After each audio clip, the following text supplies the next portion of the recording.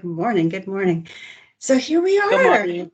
Can you believe it? The ninth annual uh, Building Bridges Dual Credit Conference. It's hard to believe. I just want to welcome you. I'm Tony Vadillo. I'm the Dean of Dual Credit and Early College High Schools at El Paso Community College. I would like to welcome all of you. Uh, it is, I was thinking earlier this morning, I cannot take credit for this brilliant idea of bringing folks together who have some interest in dual credit from both, our institution, El Paso Community College, the different districts, our partners in charter and private schools, the university, Region 19. That was not my idea. So I really have to take a moment to give credit to our very own Sue Selk, who was, part of that team that had that great idea to get started with the Dual Credit Conference. So thank you, Sue, and those people who participated in that very first conference. All right. So I'm just going to take a few minutes, again, to welcome you, to give you a brief overview of how things are this fall semester at EPCC in regards to dual credit, early college, high schools, and PTECs. So our high school enrollment overall continues increasing, right? We are now close to 35% of our El Paso Community College enrollment is high school students. And that is an amazing, right, change in the population for higher education, not only at El Paso Community College, but across the state and across the nation. Students are getting younger. That is the population that has maintained, right, enrollment into higher education. And we hope to see very soon an increase in our what we call traditional high school, traditional college students.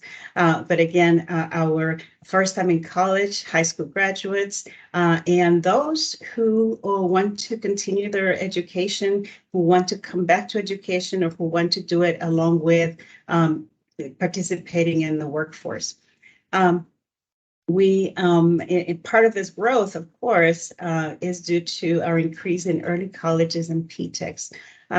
Some of you might not be aware of this, but the Texas Education Agency has decided to, discontinue the TSTEM academies. And because of that, right, we have seen an increase in the request to partner up with us for PTEC. And so I would like to, again, talk a little bit about, just for a few seconds, about that growth. So all of you have access to the chat. So throw out a number. How many early colleges do you think El Paso Community College has in partnership with our districts? Just type in the chat the number that you think is accurate for early colleges only. Mr. Dominguez says 10. That's a good guess. Anybody else? 12. It's Patterson. 25. Okay, this is almost Mr. Corraz's 20. All right, 64. No, Becky, please. I think I will be buying lottery tickets immediately after that. But so we actually, and just again, going back a little bit, I'm getting a little bit nostalgic. When the Office of the Dean of Dual Credit and Early College High School opened in 2016, we had 12 early college high schools. That was the number. So, Mr. Romero, I agree a lot. We actually have 18 early college high schools. But wait, by next fall, how many PTECs do you think we're going to have? And PTECs are Pathways in Technology Early College High Schools. And these are more focused in a specific pathway. And they have a third component, right? That is not just the high school and the college, but also a business and industry partner. Any idea? 15 PTECs Anybody else wants to guess? 8. Ms. Matsuda. 13, Tony. That's a good number. Actually, we're going to have 20. Yes, 20 by fall 2023. So a total of 38 opportunities for students to earn an associate's degree, a certificate, level 1 certificate, an associate of applied science, right? Lots of opportunities for completion, right? So the agenda kind of has switched a little bit from just access to college credits to completion of a post-secondary credential. So that is, yeah, I'm getting tired just thinking about it. 38. Of course, it's all good because we do it for our students, right? We always do, everything we do is to benefit our students. And remember that early colleges and PTECs have that unique goal of having a specific target population. Those students who are underrepresented in higher education, who are at risk, who are second language learners. And that is the population that we want to support. They don't have to be college ready. For dual credit, they do, but not for early college. So, again, very exciting new year, right? As we plan the schools and we get ready to have the documentation for application to those schools. But we don't want to forget dual credit, right? So throughout the day, you will hear about the importance of dual enrollment and giving an opportunity to high school students to earn college credit. So enough for me. And now I would like to welcome our partners from UTEP. And I believe we do have a few minutes if anybody needs to go grab a cup of coffee or stretch their legs before we get into our first session. So stay tuned.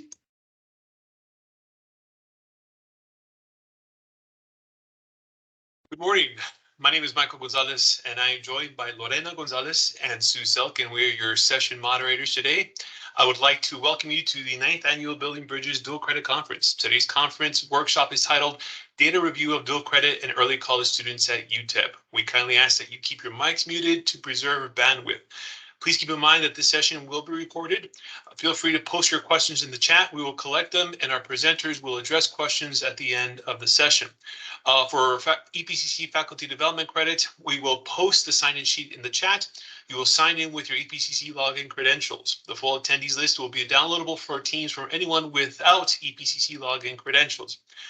We will also post the session evaluation in the chat towards the end of the workshop. Now I'll pass it on to our presenter, Ivette Savina. Good morning, and thank you so much for inviting the University of Texas at El Paso to present at this 9th Annual Dual Credit Conference. We're always very excited to join and to talk a little bit about the outcomes, what we see when our dual credit students come to the university.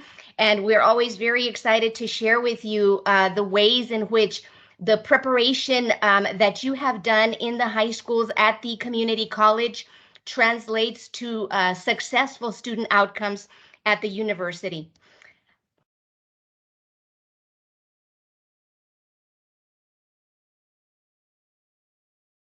So my name is Ivette Savina. I serve the university as Assistant Vice President for Outreach and Student Access, which means that I get to collaborate very closely with our K-12 partners and with El Paso Community College. In my portfolio, I have programs that you might be familiar with, like Gear Up, Upward Bound, Educational Talent Search. And one of the most special programs that is under my portfolio is the Early College High School Academic Success Center, a one-of-a-kind, one-stop shop center that supports the transition of early college high school students. And I'll talk a little bit more about that.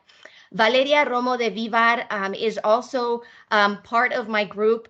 She is newly hired, only 2 weeks on the job. She's not able to be with us this morning, but she serves as the program coordinator manager of the Early College High School Academic Success Center, and she is the point of contact with our schools to really make sure that we are providing services, transitional services, not only to our students, but that we're that we're also supporting our teachers, counselors, administrators in any way that is needed. This morning, I am also joined by colleagues from our UTEP Academic Advising Center, and so I will toss it over to Cynthia to introduce herself and Nisna. Good morning. Thank you for having us. My name is Cynthia Holguin, and I'm an Associate Director of the Academic Advising Center at UTEP, and it's a pleasure to be here this morning with you all. You all may be familiar with Jennifer Dunlop. She's our Transition Services Manager. She wasn't able to be here today, so Nisna and I will be presenting on behalf of Jennifer. We have a lot of information and some data to bring you all up to speed on what's going on in terms of dual credit and just numbers and information so that you can see where all the work that you're doing is going when students come over to UTEP. I will share a little bit more about what we do at the Academic Advising Center, but Nisna, would you like to go ahead and introduce yourself? Hi, good morning all. My name is Nisna Castañeda, the Transfer Advising Coordinator at UTEP, and we're here to share all this information with you so that you can also share with your students and know that when they come to UTEP, they have, extra support, you assisting with their academic success. Fantastic. Thank you so much, Cynthia and Nisna, and we will definitely be hearing more from you in the next slide. So just a very quick outline for everyone. This is how we are going to spend our time together this morning or during this session. We are going to start by providing an overview of the UTEP Academic Advising Center and the services that are provided. And then I'm going to talk a little bit about the Early College High School Academic Success Center and what we do and how we support our community through that center. And then we're going to get into the nitty-gritty, which is the dual credit data, which is always very insightful as we share outcomes of how well our students are doing and the types of courses that they're taking and how well they're applying to the degrees that they are pursuing. Then we'll also share a little bit about the early college data. And so, as you know, early college is going to be a subset of our dual credit ecosystem. And then finally, the best part of all, I think, is that you'll get to hear from two of our former dual credit early college high school students, and you'll get to hear a little bit about their experience in early college and the preparation that they've received and the way that that is manifesting at the university. So we'll go ahead and get started with learning a little bit more about the UTEP Academic Advising Center. I'll turn it over to Nisna and Cynthia. Thank you. So at the Academic Advising Center, we serve primarily incoming freshman and sophomore level students. Since 2017, we've implemented a holistic and integrated advising model at UTEP. And some of the changes that occurred at that time were that we actually received a grant from the UT system to be able to hire more full-time advisors. It also allowed us to move to a cohort or caseload-based model so that every single student receives that seamless personalized support where they have a point of contact that is assigned to them throughout their time at our center. We have worked with 5 of the 7 colleges for many years, advising their incoming, either their freshman or their sophomore students. We have partnerships with the colleges where we'll see students from 0 to 45 hours. We now have transitioned with the College of Liberal Arts. We see all of their students 0 to 60 hours. So we're trying to make sure that when they come in, they have a strong foundation. They are meeting with a person one-on-one to check in with them about, of course, academics, degree plans, looking at dual credit, AP credit. Where does it all count? How does it all work? But along with that, we're trying to make sure that we're looking at all of the other pieces. And I'll be talking about that in another slide in a moment, just because we know that our students are facing many different challenges. Of course, there are the academic things that they need. They need tutoring, they need support, they need guidance and information, but they may also be facing things like homelessness or just financial insecurities, food insecurities, those types of things. So we really are trying to, as you see in number 2 on this slide, we're trying to align those academic needs with their financial and social realities so that we can help them get to that goal, that the finish line, if you will, in their degree. And so we continue to work with our partners, and a new change that occurred in January of this year, actually, we're still in the process of implementing that, is we were actually provided with additional resources to expand this model. So this model is now where you have an assigned advisor through the advising center, either 0 to 45, 0 to 60. Now when students transition into the colleges, they have an assigned advisor. So the handoff, that's another piece of our transition work on campus. We're trying to make sure that if a student is assigned to, let's say, Nizna or myself, and it's the last time we're going to see them, they're about to hit that 61, 64 semester credit hours, I can now say to the student, okay, well, now you're going to have an assigned advisor in the College of Liberal Arts, and let me get you connected to that individual now, so that we don't lose students in transition. So we're excited about that. It's new challenges come along with change like that. And so we have about 85 total advising staff on campus. That includes advisors and leadership, really just focused on making sure it's a very smooth and seamless transition. Coming in at orientation, which is really where we focus in on students. And that's where we really see a lot of the dual credit AP information coming in. Our office is very involved in orientation, and it's crucial for us to take a look at all of that credit and know what should be coming in. One of the common concerns, and something we're going to be asking for your help with, is that students often do not realize that their dual credit does not get sent with their high school transcript. And so when we see them at orientation, they think we have everything, but we do not. So one of the things you'll hear us asking for throughout this morning is if you can encourage your students to get that EPCC transcript sent, they have to make that request. And if that's in before they get to orientation, it just makes their process so much easier on the other side. So we know where they fall and whether they're within our scope, that 0 to 45, or sometimes they come in and they're ready to meet directly with their college advisor. And so we can go ahead and go to the next slide. Thank you. So I was talking about those holistic advising services. And so I see that Donna Eckel is in the group today. And so hello, Dr. Eckel, it's great to see you. I started back with the Advising Center in 2009. And when I began, we had a foster homeless adopted resources program. And it's just been wonderful to see how that all got started and how it's evolved since then. And we do assist students who are experiencing homelessness, or who maybe have been adopted out of foster care, or who have been in the foster care system. And so we work closely with the state of Texas, with our financial aid office, to make sure that those students are receiving support and they can complete their degrees and move on. We also have a financial and social services support services, so all these acronyms, FSSS, Financial and Social Support Services Program, and they're designed to help any and all students. This is not limited to students within the AAC scope or 0 to 45, 0 to 60. These can be graduate students. These can be any prospective students coming from maybe EPCC, coming into UTEP, and we provide that help.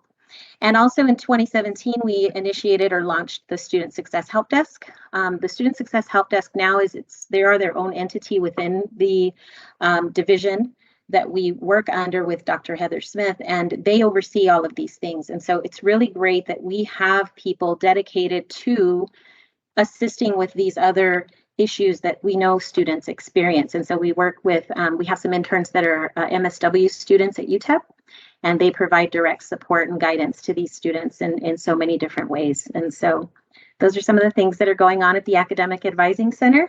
And we can go ahead and move on to the next slide. Thank you so much, Cynthia. Thank you. And so while you can see that there are lots of supports for our general population, Cynthia has really focused in on the ways in which the Academic Advising Center is also able to support our students coming in that have dual credit. I'm going to transition to talk about the Early College Academic Success Center because, as I mentioned before, ECHS is a subpopulation of our dual credit a larger population. And so this center, as we began to grow in the number of early college high schools available in our community, was established in the summer of 2014 to make sure that we were providing specialized services to the population of students that was transitioning to UTEP. And this was largely a result of the success that we were experiencing in this community with our early college high school students. At some point, we were able to identify that because of the progression that the students were taking, many of them were able to graduate with their associate's degree after the junior year of high school. And so at that point, during senior year, an agreement was established with the university so that the students could transition to the university and continue their forward academic progression, taking university courses at the same time that they were finishing their high school degree. And we call these students accelerated early college high school students. So many of them began transitioning during senior year in the fall semester, and then many more in the spring semester. And then, of course, after the 4 years at the early college, the rest of the class was able to transition. So in the summer of 2014, we had many less early colleges. But right now we are serving we're serving thousands of students. And so every semester we bring in a new generation of students. We'll go over what those numbers are.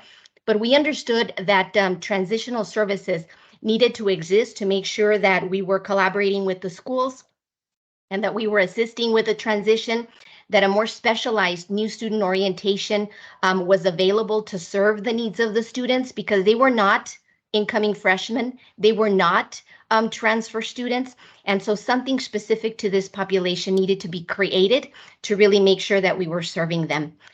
The other thing that the Early College High School Academic Success Center does is that we liaise between UTEP and our ECHS community. So be it the community college or the ECHS programs in the community, we are able to come out and do presentations, assist with the applied texts, with FAFSA, with scholarships, any number of things to make sure that we are successfully transitioning our students. We also have been fortunate to have the Greater Texas Foundation 2.0 Scholars Program, and so we make that available to our students. Recently, we have been awarded the GTF, or Greater Texas Foundation 3.0 Scholars Program, and so we will be able to serve another cohort of 200 students over the next 8 years. So we are very excited to make that available to our students. And then the center is also available to assist with any program recommendations, implementation of services that schools might be thinking about. And, certainly we can be thought partners with any of the existing or new programs. So now let's go ahead and start reviewing the data. And Cynthia or Nisna, I think I turn it over to you. Thank you, Ivette. So,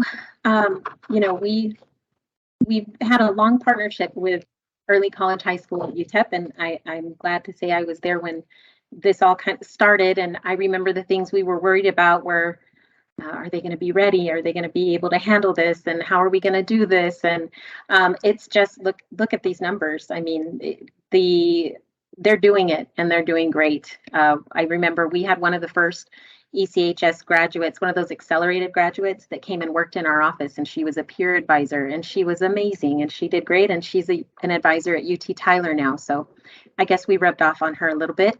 But as you can see, we have seen numbers, of course, from 2018. They were progressively increasing, and of course, 2020 came around and our numbers did go down a bit. And as you can see in the fall of 2022, in terms of total numbers enrolled, those numbers are higher than they've ever been. We've experienced our largest freshman incoming class in history. And we know that is has a lot to do with the pandemic, right?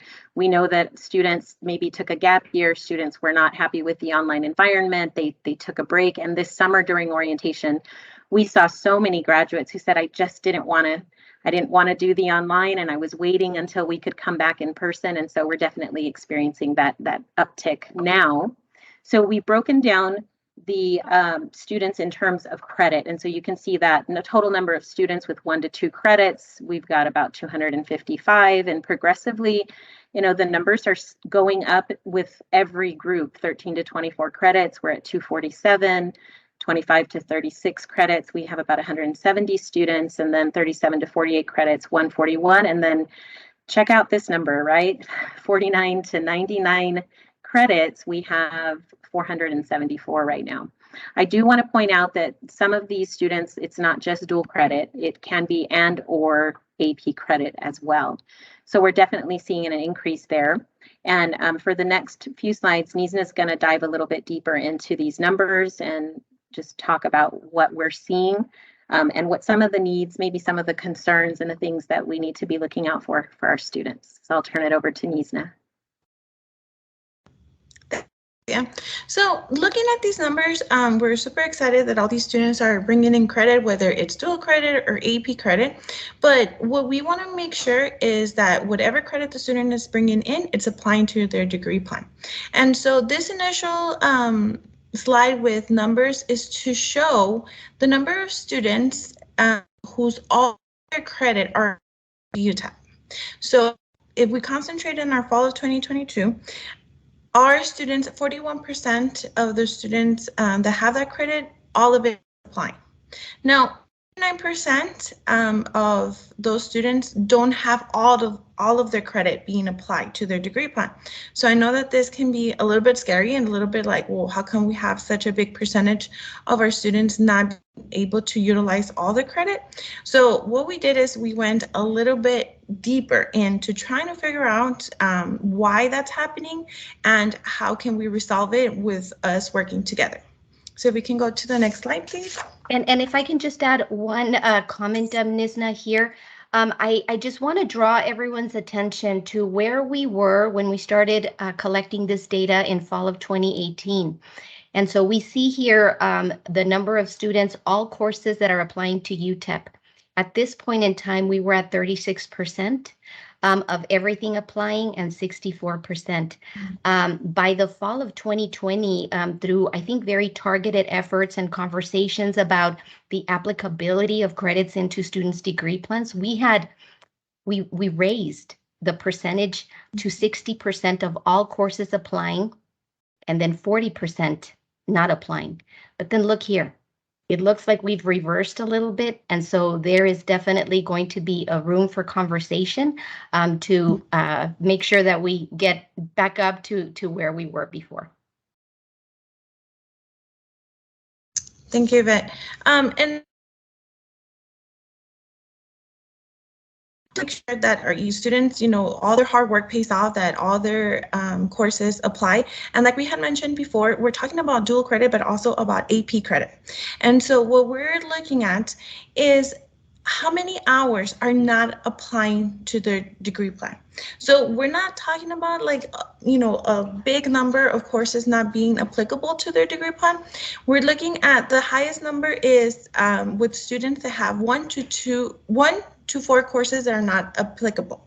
Now, our students that bring a lot more credits, those that are, between 13 and 16 hours that are not applicable, our number is very, very small. And so we kind of wonder, why are those courses, even if it's 1, even if it's 4, why are they not applying to their degree plan? Because that's, our primary job is to make sure that, they get the credit and they move forward with the next requirements. So we can go to the next slide.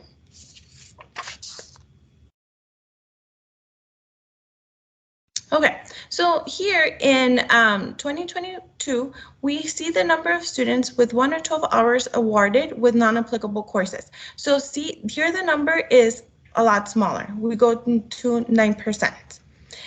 So that means that most of our students, all of the credits are applying, and we're trying to figure out what are the credits that are not being applied? Why are students not getting all the credits in their major, or what's the big between what they're taking at EPCC or as dual credit. So some of the things that we wanted to talk about, I don't know if we can go to the next slide. Sure. Oh, no, sorry. It was this one. I'm sorry. So some of the things that we've discovered and that we've talked about and we look at students' transcripts is that students that receive Ds at EPCC, that credit doesn't apply to their degree plan. And so if a student brought in courses with Ds, it doesn't apply. And so that's one of the reasons why that course is not being applicable.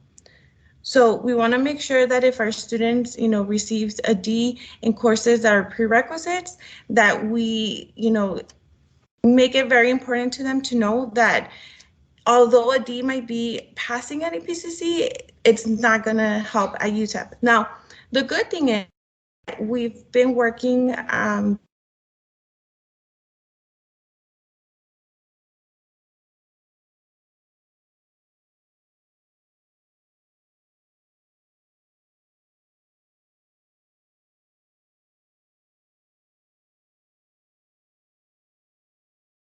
Did we lose Ms. Nisna?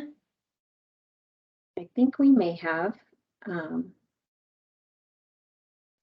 me see. You want to? Yes, I can continue. Thank you, Cynthia. Okay, I don't know if she knows that she's frozen. She might be presenting and it's just great and we're not able to hear it. So so just one of the things that I think where Nisna was going with that with regard to the Ds is we are working closely with our provost office and particularly looking at curriculum and seeing ways that we can coordinate with the EPCC to accept some of the Ds depending on the section or component areas of the core curriculum. Nisna, are you back?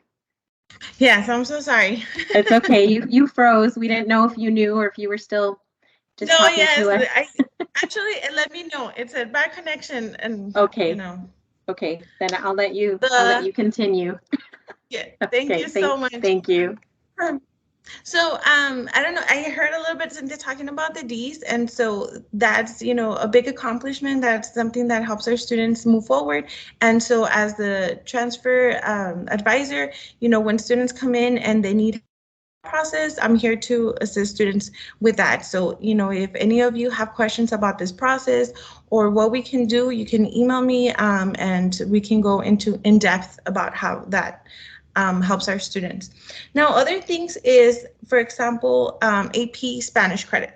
And I can, say my daughter is currently in high school and she took AP and she passed it. And now she has 15 hours of Spanish credit, which is, it's amazing. But in the major that she is thinking about going, those hours are not going to apply because she's thinking about going to business. So those are 15 hours that she's going to bring in to our university. They're not applying. So those are where we want to concentrate and see that, sometimes it looks like a scary number to see how many hours are not applying, but we really need to dissect what is exactly not applying and what we help our students kind of clarify. Because sometimes when they come in and see us and meet with us, they're like, well, I have these many hours, why aren't they're not applying? So that's to assist them with. Sometimes what we also see is that some students are taking dual credit courses along with AP courses that are going to give them the same credit. So this happens a lot maybe with our world history. They're taking AP world history and they're taking credit world history, and so at the end of the day, if they pass both courses, they pass their course and they pass their AP exam, the student is going to receive credit for exactly the same credit of core. Some major changes is, something that we can avoid and we don't want to avoid because students can change their mind. And I bring my daughter back to, that conversation. She's 15 years old and she wants to do business. And so, that's what she's aiming for and the courses that, she's currently taking.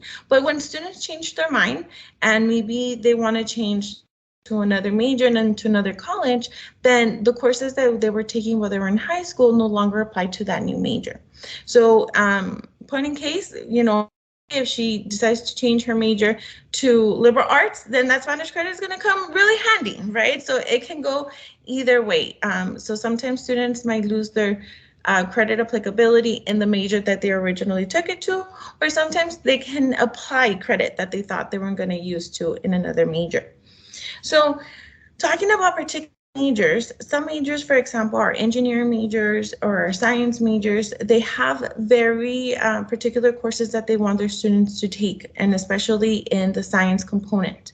So students that are thinking about doing engineering or science should not be taking courses, for example, like astronomy or environmental science, because those courses, yes, they will fulfill core requirements, but they're not going to fulfill their program requirements. So those students are going to end up having to take chemistry and biology anyways. So if we can help those students kind of align them with, okay, you want to do this major, this courses are recommended. So that way, you know, when they come to UTEP, they can apply it to that major. Now, what if the student takes biology and decides not to take, you know, continue with an engineering degree? That's okay, because biology would apply to another major. So, you know, it's just working together. If you guys have questions about a particular program, a particular major, and you're kind of uneasy about what recommendations, you can always, you know, reach out to us. We can assist.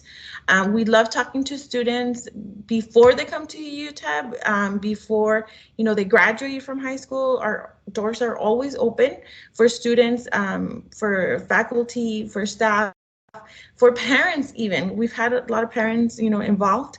And so, you know, we're always available to assist anybody that help them through their journey. Thank you so much, Nisa. And certainly, you know, I also do want to make a plug for our majors online, because we have really revamped the way in which people can come on there, especially students and parents, and really review the course requirements by major.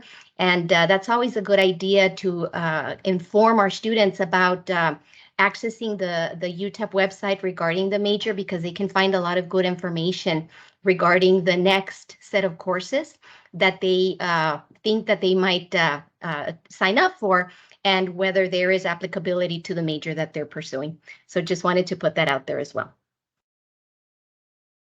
Very good. So now we'll come back to early college high school students, and these are going to be, of course, graduates of early college high school programs. And so here what we wanted to do was give you an idea as to the number of ECHS students that we have at the university. And I think that what I'll preface it with is to let you know that every fall semester, when we look at the freshman class, and we typically have about 33 or so, 3,300 freshmen coming into the university, we have discovered that a third of them, a little over 1,000, come in with some dual credit in there with them. And so I wanted to just preface that. But this table is showing you the number of students that are enrolling at the university every fall. And so we count them, you know, the number 23 that came in the fall, our very first class. Then what we did is those students that then came back in the fall of 10 are also included. So this is the enrollment by ECHS every fall term, and so it will count the number of students that particular fall. So you can see the upward projection, and then you can see that we kind of dipped a little bit between fall 20 and 21. And our number has gone back up to 1,287 in the fall of 22. So lots of progress there, and certainly we always, you know, want to see more of our students coming through. And then I always find this information to be interesting. What are the majors the top 5 majors that our students are pursuing. And so when we look at the top 5 majors for dual credit students, you can see that the majority of them are choosing biology as their major, followed by nursing, then criminal justice, psychology, and kinesiology. And we did the same, we pulled the same information for students of early college high school. And you can see that we also have biology as the #1 major, but then we've got criminal justice, computer science, psychology, and nursing. So these are the top 5 majors. We always keep this in mind and share this information with our schools, really to give them an idea about the types of interests that our students are pursuing. And so these majors are the top 5 majors this fall 2022 for early college high school freshmen. And again, biology is our top major, then followed by computer science. Psychology remains in the top 5. Criminal justice is also in the top 5. And then this one is particular and I think new to this class. So civil engineering makes an appearance here and is at the 5th level there.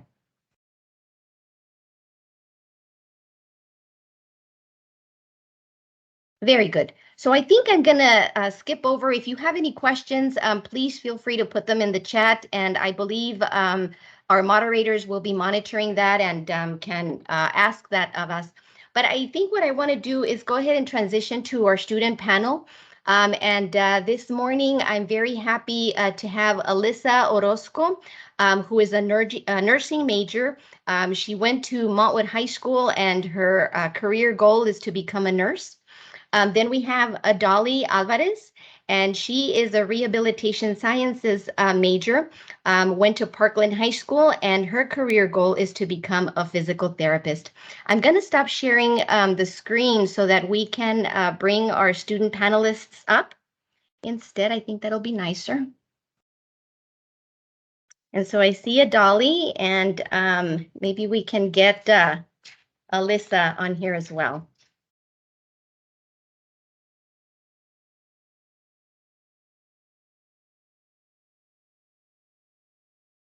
Very good.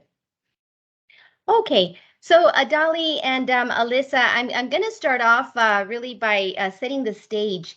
And Adali, maybe you can kick it off. Can you tell us a little bit about yourself and your background, and then we'll toss it over to Alyssa. Yes, I was in Parkland High School and I completed the early college program. I'm trying to think. I was very involved in school. I was in band, I was in ECHS, I was in class council, I was in early college club. And yeah, so I didn't get to do a lot while I was at Parkland, and I did complete my associates. And I have a younger brother. He's in the program also right now. He's a sophomore. And I have an older sister. She went to Parkland, but she did not have the opportunity to do it because the program wasn't there yet. But yeah, it's pretty cool to see like how she's amazed at the growth of Parkland. Very good. And this is your first semester at UTEP. Yes, it is my first semester at UTEP. Very good. Alyssa, can you tell us a little bit about yourself and a little bit about your background? Yes, hello. My name is Alyssa Orozco. I went to Montwood High School. I did the Rams Early College program there. I was involved in HOSA, mariachi, orchestra, and that's what I did over there. I did graduate with my associates in multidisciplinary in science, and now I'm a first-year student, nursing student at UTEP. Very good. And so I'll go back to Adali. Tell us a little bit about how you became aware of the available opportunities in dual credit. What was that journey like? Yes, it was actually in 6th grade. I wanted In to be sixth in choir. grade? Yeah. I wanted to be in choir, but they had no room, so they put me in speech. But it was a great class and I really enjoyed it. And the teacher at one point she was like, "Hey guys, like there's a program coming and it's early college and you can get your associates." And she was just explaining it and I was like, "You know what? I'm gonna do that." Because like I was always a hard worker and I was always very like school focused. So like I just knew it was for me. And then obviously in 8th grade, more people gave me information and I applied and all of the process. Very good. Wow. So we have to thank that there was no room in choir for you learning about these opportunities. I'm very glad. Alyssa, what about for you? How did you become aware of opportunities in dual credit? Yeah, basically, middle school it started basically, I think in 7th grade, taking pre-AP classes, getting those opportunities, already getting used to fast-paced working environments. We had a lot of stress from the teachers, like saying, if you tend to kind of get like bored and like the regular paced classes, you want more of a challenge. And that's when they kind of stressed how in high school there's kind of like that accelerated pre-AP, which is like dual credit and AP classes. And so that really interested me as well. Very good. And so it sounds to me like there was a bit of outreach that was happening in your middle schools to get you prepared and have you be knowledgeable and aware about the dual credit opportunities, especially through early college, that could be available. Is that a fair statement? Yes. Okay. And so I want to know from you personally your motivations. Why did you choose to take dual credit courses and attend an early college high school? And if you had to choose this path again, would you make the same decision? Alyssa, let's start with you this time. So of course, if I had the opportunity again, I would definitely take it. I think for me, my reasons were definitely that I knew I wanted to be in the medical field, and I know that's a lot of years, whether it be the nursing pathway or the med school pathway. I just knew it would be a lot of years, so I wanted to cut some off and start early in dual credit in high school. And also financially, I knew that with a lot of years, college is a lot of money to go to college. And so taking advantage of those opportunities given to do high school, dual credit in high school and have those college classes being supported by the scholarships given to us. So that was my reason. That's wonderful. And we often talk about the promise of saving time and money. And so I'm thinking that at least in your case, this system of education in El Paso dual credit early college has delivered a little bit on that promise of saving time and money. Yes, definitely. Yes. Adali, tell us why you chose to take dual credit courses. What motivated you, and then motivated you further to attend early college? Yes. I was like, I knew from the beginning, I was like, I am a hard worker. I really love school. I love learning. And I was like, it's just an opportunity to learn more and learn deeper and like just get kind of like thrown into a setting that I knew was going to be challenging, but it would later prepare me for college now and all of that. So yeah, that was, and plus there's a lot of benefits, like how you guys are talking about the money benefits and the time benefits. Good, but you identified in yourself that you are a hard worker, and so you had a feeling, you had a sense that there was going to be some hard work to do, but that there would be a payoff in the end. Is that fair? Yes. Okay, so let's transition to the next question. Tell me about at least two things that you wish you had known before taking dual credit courses. Adali, let's start with you. Well, I mean, it did take a lot of getting used to. So I think in general, like all early college students, we have trouble like having patience with ourselves in terms of like stress and everything. I do know that stress is like a major thing. So learning how to cope with that would be very good to get used to beforehand. And also like to tell my younger self, I would be like, hey, like do take breaks and do like take care of yourself. And then in terms of like working hard, like it's better to take effective studying because like like how I like to watch videos more than I like to read textbooks. So sometimes I'll look at the textbook, but look up videos to go along with the textbook. And like just to tell myself those little tips like before or like in the beginning would be very useful. And yeah. That's awesome. So I heard you say sort of that you would tell your younger self more on the social emotional, like to be well, right? I heard you say take breaks, and then I also heard you say to be complementary in the learning opportunities that might be available. So it's their textbook, but there might also be some videos that might be useful to you so that you can really interact and engage with the new content. Okay, well that's some great advice for your younger self, and so hopefully our participants in the room might be able to share that with the future generations. Alyssa, what about for you? Two things you wish you had known before taking dual credit courses, or as Adali said, what you would tell your younger self? I guess if I were to go back, I would say maybe that you can't do everything and anything. I tried to overwhelm myself, and I was in so many clubs and fine art programs, and while I loved each and every one of them, it did get very stressful with the amount of workload, because I don't really think that I what is it expected it, as a freshman. It was very overwhelming, and I guess I could have saved myself a little bit more stress if I didn't join like 4 clubs and was in like 3 electives. So yes, this, and also um I wish I had known my way of studying. I feel like in middle school I really didn't study all that much. It would be very minimal, like, oh, there's a test. Okay, I'll go ahead and read over my notes here and there. But I think right when I got into the dual credit, I was like, okay, yes, you do need to study a lot more. And knowing how I study, maybe experimenting more with like flashcards and perfecting my way of note taking. I wish I had knew that. That's wonderful. And so I heard you say, Alyssa, that maybe there are limits to what any of us human people can do. And so while we might have a lot of interests and want to do everything that's available, that may not be realistic.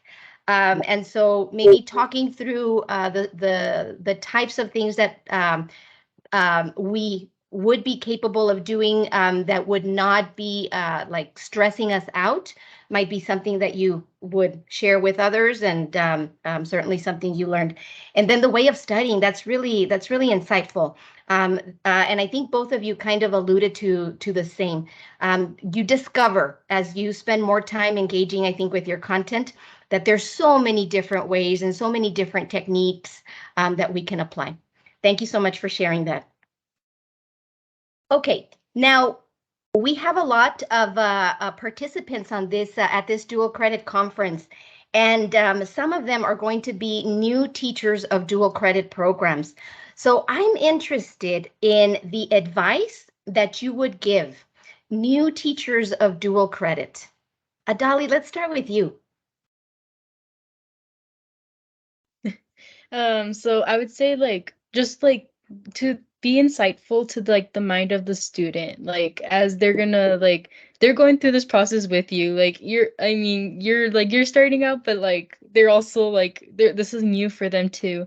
And so just to be like insightful with that and like see how they are doing. Because if they're not following and you're just continuing with your ways, like they're just gonna get more and more lost. But if you like pay attention to how are they feeling about the content, do they feel like they really know it, or do they feel like I'm kind of here and kind of not?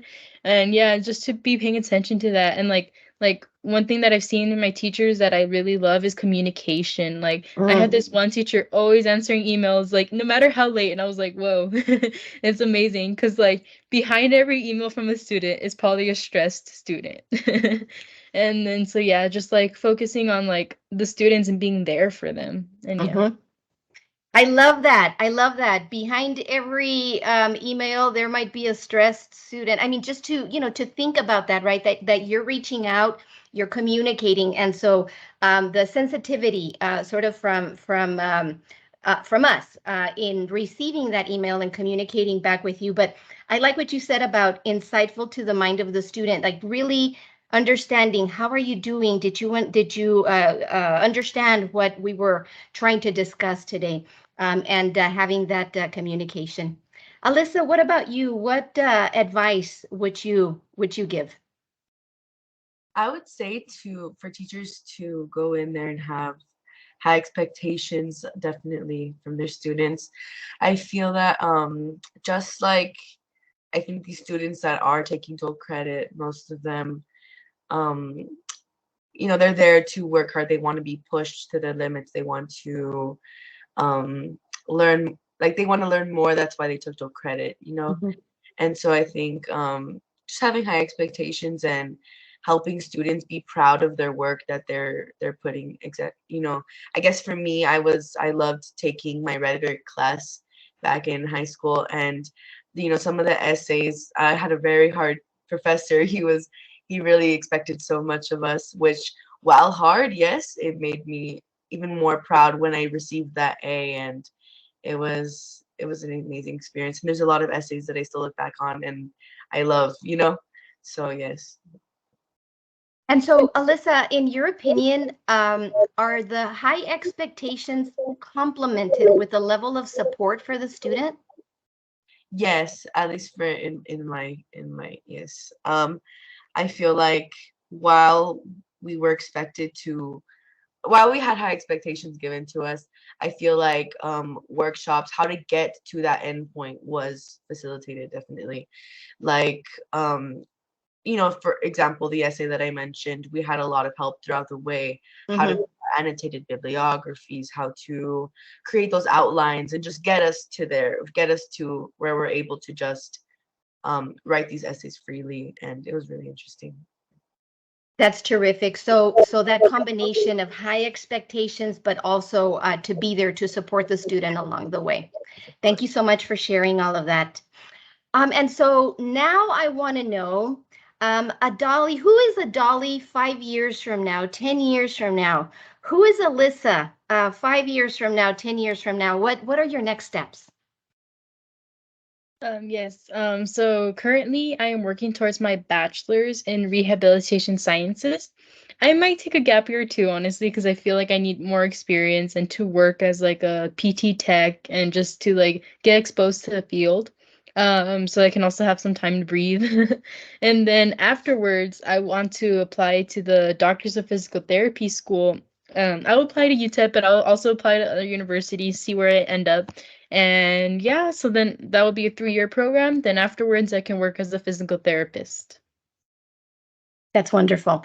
And Alyssa, what about you?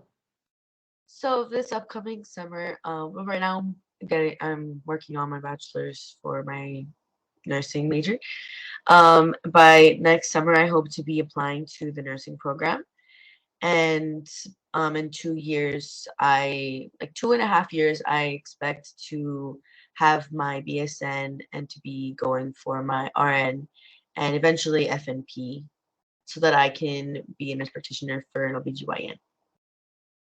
That's wonderful. Such great goals, and you've really demonstrated, I think, today what our dual credit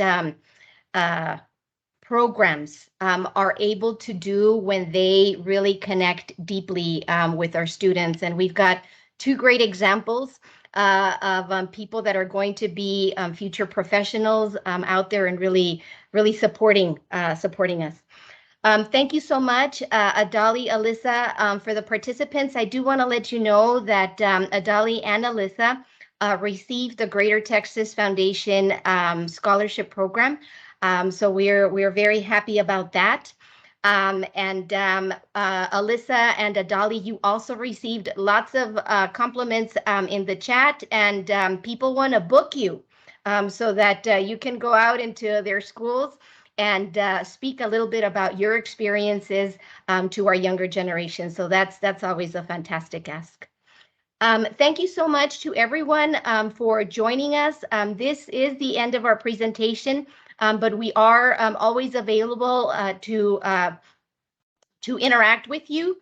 My email is isavina@utep.edu. And so if we are able to engage with you in any way, please reach out. Thank you so much. And thank you to the students. Okay, thank you very much, Yvette. So I know that your team is answering the questions in the chat, so thank you for staying on top of them. So with that in mind, we'll go ahead and just close up here. Please remember to complete the evaluation session, the session evaluation posted in the chat. You will have the opportunity to win a door prize, and chances of winning will increase the more workshops you attend. Now, just a reminder that our keynote address today begins at 11 a.m. If you have any questions, again, please email any of the members of the panel who are posting their contact information as we speak. But again, thank you so much for attending, and enjoy the rest of the conference.